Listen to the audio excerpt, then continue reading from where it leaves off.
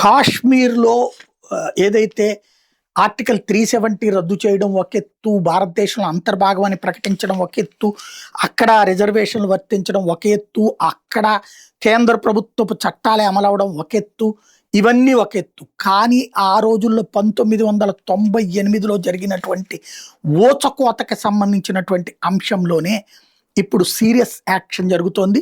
జమ్మూ కాశ్మీర్‌లో ఎస్ఐఏ ఇప్పుడు రీఓపెన్ చేసింది 1998 వందామా మాస్కర్ గురించి. 23 మంది కాశ్మీరీ పండిట్ల ఊచకోతకు సంబంధించినటువంటి అంశం మీదన అప్పట్లో కేసు క్లోజ్ చేసి పడేశారు. హిందువులను ఊచకోత కోసి కాశ్మీరీ పండిట్లని చంపేసినటువంటి కేసుని ఇది అటల్ బిహారీ వాజ్పేయి అధికారంలో ఉన్నప్పుడే జరిగినటువంటి ఘాతుకం. ఆ రోజున అక్కడ కాశ్మీర్లో కానీ దేశవ్యాప్తంగా ఉన్నటువంటి ఇతర లింక్స్తో అడ్డుకున్నటువంటి పరిస్థితి. ఇప్పుడు దాన్ని రీఓపెన్ చేశారు.